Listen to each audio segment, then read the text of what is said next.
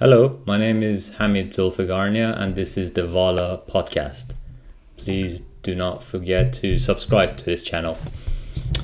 This is my son Kian. He's gonna help me do this episode of the podcast. I'm going to talk to you about a book called The Sacred Journey of the Peaceful Warrior. It's the story of a man called Dan Millman. He's a world-class gymnast who is training to make it to the national team of America for gymnastics.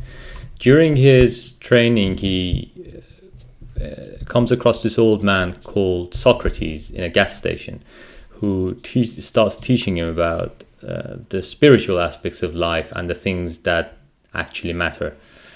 And during his teachings, he mentions a few things that are of real interest to Dan. So he makes a reference to a woman shaman that Dan is going to meet. He also mentions a hidden school in Japan for warriors, and he makes a reference to a book that's lost in the desert that Dan is going to find one day and learn from. Dan often asks Socrates about the details of this shaman woman. He wants to know more about her and know who she is. And Socrates says, well, if you're not ready, you're not going to find her. He doesn't have any more details to give him. And he says, when you're ready, you will find her. So Dan continues his life and gets married. He becomes a college professor. He has a daughter. He's essentially playing a role of a wise professor. But he all along feels like a charlatan. He feels like he's not being true to himself and the spiritual aims that he should be pursuing in life. He gets to a point where life's becoming unbearable. He remembers Socrates telling him that you have to live in the moment, Dan, and he's just filled with regret and anxiety. In the midst of all these turmoils that he's experiencing in life, he comes across an opportunity for the members of the school and the faculty that he's in to apply for a traveling fund, a traveling grant. And he applies for it and he decides to go to India with that grant. And he goes to India, spends some time there, and he sees very many fakirs and people who can do feats of wonder, but none of that feels fulfilling and real to him. So after spending a few weeks there and speaking to various people and still feeling unfulfilled, he decides to return back home. But as he boards his flight in Hawaii to change to the other flight, he suddenly realizes that one day Socrates had mentioned this woman shaman to him, and that he would one day meet her in Hawaii. So Dan starts thinking of how we can possibly find this woman shaman for whom he has no details other than the fact that she apparently works in a bank, and that's all that Socrates has told him. So he decides to put an ad in the newspaper, a local newspaper, and in there he says, this is a young friend of Socrates looking for a like-minded female banker. Let's change the world together. And he waits several days, but no one gets in touch with him. And eventually gives up. He's desperate. He decides to just go back home and give up. On his way to the airport, he decides, no, he shouldn't give up that easy. So he goes back to his hotel and he decides to go bank to bank until he finds this shaman woman. He goes to all these banks and is given weird looks by the people who work there, and I think it's on the 20th bank after several days that he comes across this beautiful young lady, and when he goes to speak to her and tries to describe this shaman woman, he says, I'm looking for this specific lady who was a friend of Socrates. And then this young woman says, am I specific enough? And that one thing leads to another, and then they agree on a date after she's finishing work. So Dan's quite happy, and at the same time wondering why he's doing that. He's meant to be seeking this spiritual teacher, and there he is setting up dates for himself. So as he walks out of the bank and is weary and tired, this old woman walks over to him and he doesn't take it seriously. She starts chatting to him and says, "Oh, how are you feeling?" He says, "Oh, I'm exhausted. I'm looking for this spiritual teacher that is meant to be teaching me about the next steps of my spiritual journey." And she says, "Ah, well, good luck to you.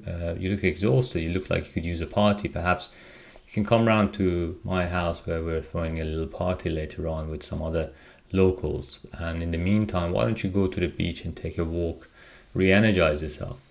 And he does exactly that. He goes for a walk on the beach and I think he falls asleep on the beach. And by the time he wakes up, it's too late for the date that he was supposed to go to, and he decides to go to the party instead. So he goes to the party and eventually meets this old woman, and he tries to have a conversation, but nothing really clicks. Nothing is as meaningful as he wants it to be. So he decides to leave, and the old woman insists that he stays, but he's now made up his mind. He wants to go home, and she says, "Okay, just have this then," and basically puts some money into his hand, and he thanks her and he starts walking away. And as he gets on the bus, puts his hand in the pocket to bring the money out, he realizes it's actually some notes, some paper notes with some scribblings on them. And when he reads it, the note says, "I'm from the old school, the heart school. Nothing is given without desire, preparation, and initiation." And then the note goes on to give him instructions on where to go on the following night by a beach, and where to find a surfing board and to sit on it.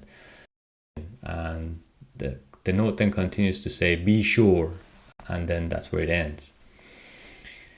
So suddenly a flame is lit within him, and he realizes that he's actually managed to find a shaman woman. So he goes the next night to the beach, and he finds the surfing board where he expects it. He puts his backpack in a bush, and he takes his top off and sits on the surfing board and hits the water. And the next day, the burning sun starts hitting his skin, and he doesn't actually have any water with him. He's in the middle of the ocean with no land to be seen, and he's exhausted, tired, his back is burning. He's overcome by fear and doubt, and this goes into the next day, and then the following day, on the third day, he feels like he's truly about to die. His only shade from the sun is to jump into the water, the oceanic water, and just hide himself under the shade of the surfing board. At this point, he feels like he's wrestling with death, and he feels like that's what hell must feel like. The pain and the burning and the fear and the waiting is just unbelievable. On the fourth day, just about when he's ready to give up and embrace death, you can see some landmass in the distance, and suddenly he's filled with a surge of energy. He with all of his might, he starts paddling towards the shore, and then he just doesn't remember anything after that. So when he wakes up, he notices that this young little girl is caring for him and giving him little sips of water until he recovers. His eyes are bandaged and they can't see anything. After a few days of recovery, the bandages are removed, and he can see this old woman, the same old woman who sent him on this journey. He's filled with rage and starts shouting, and then she explains to him that she had given him another note, and he seemed to have lost it. The other note was a continuation of the sentence, "Be sure," and it said, "Be sure to take supplies, water and food enough for 4 days." And it seemed like the hand of destiny had made sure the note fell out of his pocket, or he never actually put it in his pocket. So he hit the ocean without any supplies, and he had to go through that ordeal. So this is the point where his spiritual teachings by this lady that everyone refers to as Mama Chia starts. And Kian is showing you actually the book that we're talking about. That little girl Her name was Sachi, and Mama Chia tells him a story about Sachi. She tells him the story of when Sachi was a 5-year-old and her little baby brother was born, and she insisted to be able to care for him and be left alone with him. And the parents were hesitant at first, but eventually they agreed to this. And but they decided to continue to peek through the door and make sure that everything was okay. And as soon as they left Sachi with the little baby brother, she goes to him and she tells him, "Baby brother, tell me what God feels like.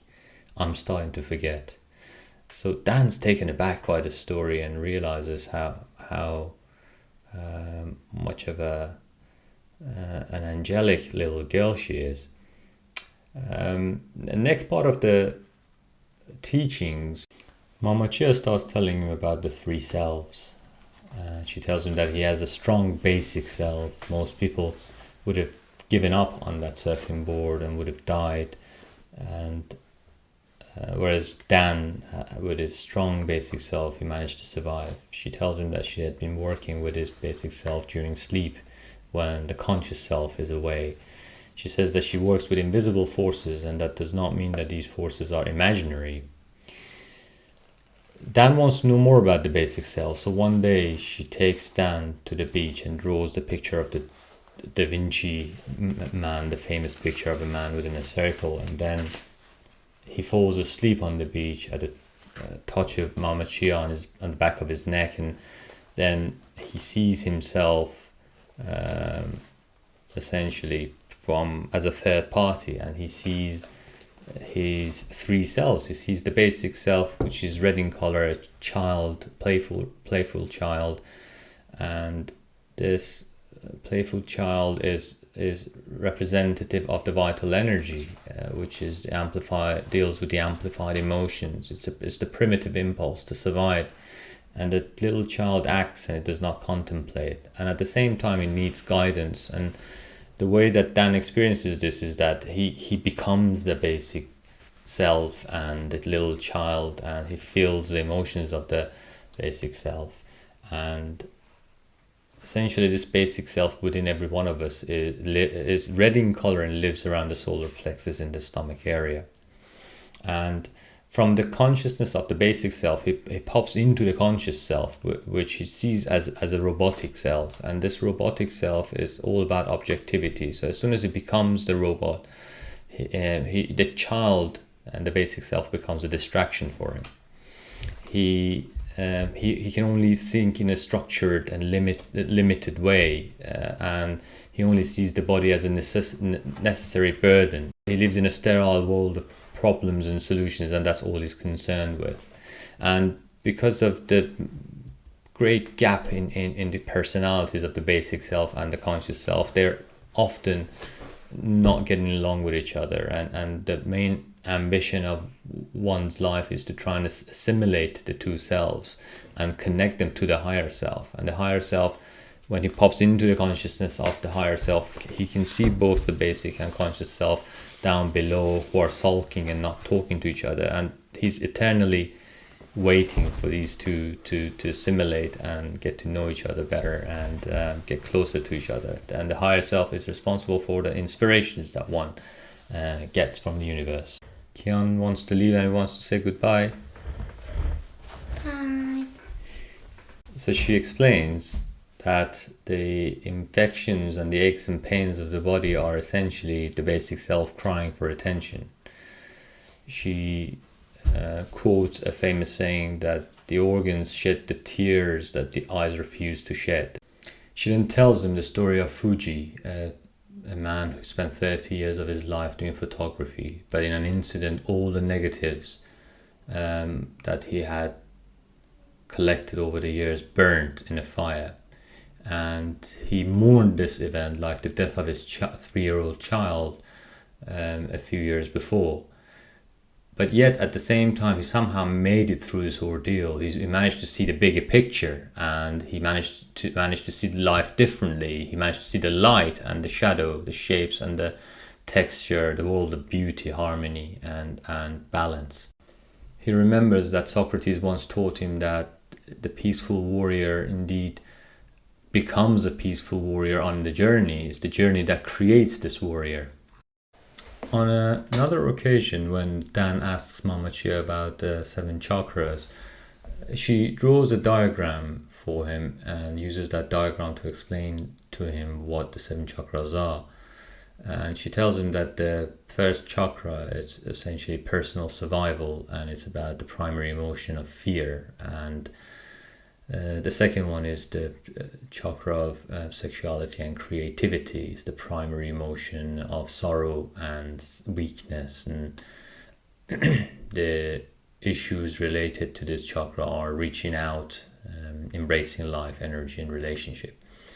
The third chakra is the chakra of personal power, and the primary emotion related to it is anger and tension, and the issues related to this chakra are discipline, commitment, and the willpower.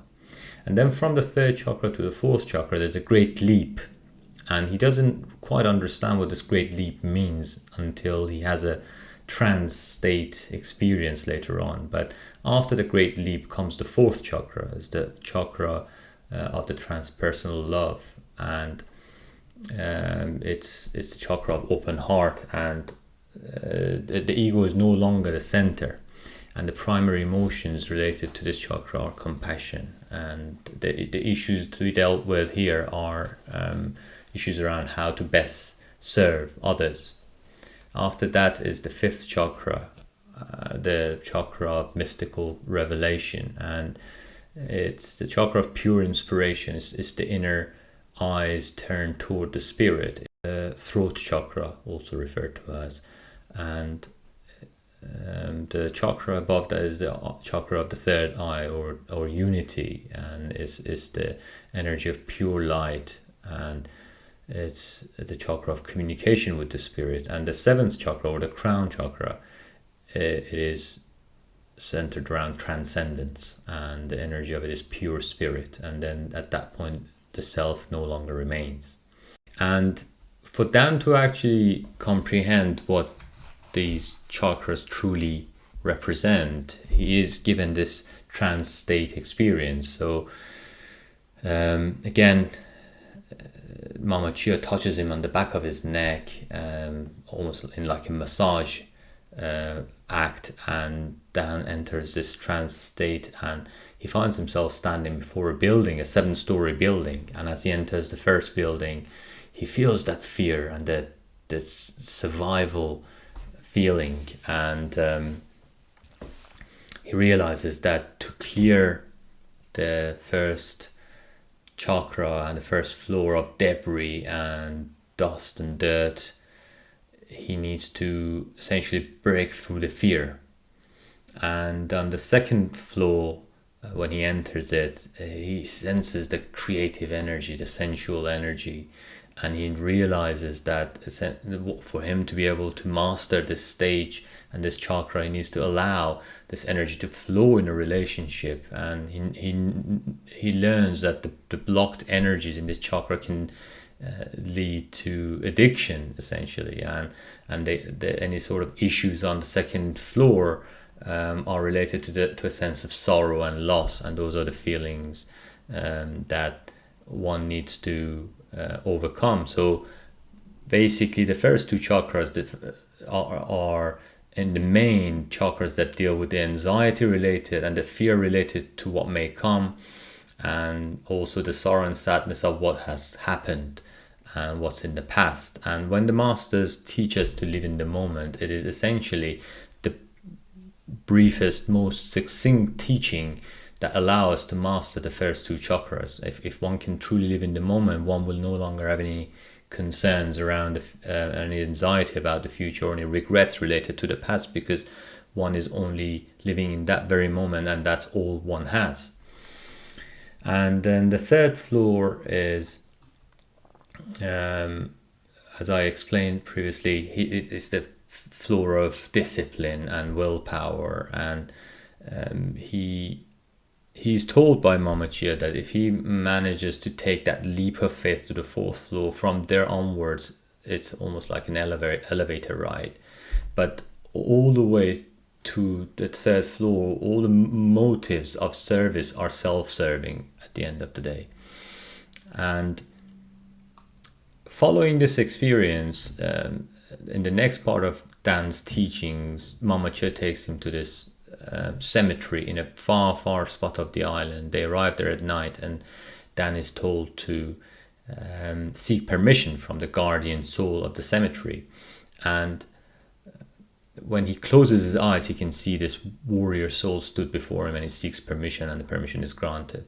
He's then told to dig a grave, and he knows what's going to happen, but he's in denial. He doesn't want to accept it, and nevertheless he follows the orders of Mama Chia, digs the grave, and he's then told to lie on a cloth next to the grave. And again, he doesn't realize that he's entered a state of trance, but all he can experience is that he falls into the grave, and then dirt starts piling on top of him. He's helpless, hopeless, feels like he's forsaken. He starts shouting, asks for help, and he can just hear the faint voice of Mama Chia telling him that his higher self is his guardian angel and will be always with you. But it doesn't feel that way. It feels like he's all alone. He's got no one to help him, and the fear overcomes him, but it just doesn't want to let go. His survival instincts kick in. He starts to dig in and dig in. He suddenly falls into a tunnel, and he starts crawling into the tunnel, and the tunnel gets tighter and tighter to the point that he can no longer move anymore, and he's about to accept death. And then he sees a dim light in the distance. He starts crawling towards it. He manages to pull himself out of the grave, but completely void of energy. And then as he is lying there, he sees this tiger that comes towards him, and again he's filled with fear, and the tiger starts ripping his body apart and eating him, and there's no one there to help him. And then suddenly he wakes up. He notices that Mama Chia is there, and through that experience he seems to have overcome the barriers in the first chakra. He then again enters suddenly a beautiful forest, and he's suddenly filled with the sensual energy. He realizes this is the second chakra stage, and all he can think of are women at this stage. And suddenly he sees three beautiful women playing under a tree, and he's filled with desire. And he goes into a cave, and this cave is beautifully decorated. And then one of the women, after saying goodbye to her friends, runs into the cave, falls into his arms, and they start making love. And he's completely consumed by this love. And at some point he opens his eyes, and he realizes that he's making love to himself. And then when he looks at himself, he's the woman now. So he becomes the woman, she becomes him, he becomes her, they become one, and they're completely consumed in this loving energy. And then suddenly she disappears, and is left with a deep sense of sorrow and depression. And this is what he needs to overcome in that stage, the second stage, and to be able to move past the second chakra. And then suddenly finds himself climbing a mountain with Mama Chia, and when they reach the top of the mountain, there is this big valley, and Mama Chia tells him that he needs to make that jump from here to the other side of the valley, to the other edge of the mountain. And it took him lots of discipline and hard work to make it all the way to the top of the mountain, and those were the requirements for the willpower and discipline on the third floor and the third chakra. But it seems completely impossible for him to make the leap from this side of the mountain to the other. And then at this moment of doubt, Mama Chia leaves him, and suddenly he turns around and he can see that the little girl Sachi is at the other side of at the other edge of the mountain, and being approached by the tiger. And he knows this is not real. At the same time, it feels completely real, and he's just filled with the desire to help and save Sachi. So he backs away and runs towards the edge of the mountain and jumps. And as he jumps, he feels like he can no longer make it to the other edge and starts falling. And yet somehow he finds something within himself at that point. He wills himself across the valley and makes it to the other side of the mountain. And he grabs hold of Sachi and pulls her into a cave and closes the entrance, and then he passes out. And then later on, Mama Chia tells him that he did make it to the fourth chakra, but because his soul wasn't ready, he fell back down and he couldn't stay at the fourth chakra level. She then tells him that the notion of service on the first three chakra levels are, at the end of the day, centered around the self. So when one serves on the first floor, the first chakra level, one is only obsessed with self-service, so one only serves oneself. On the second floor, one serves their partner, but it's with an expectation of being served in return. So it's not without an expectation of something in return. And on the third level, one does serve other people, but out of a sense of responsibility and duty. But it's only from the fourth level onwards that service becomes out of pure love with zero expectation of anything in return and completely independent of the outcome.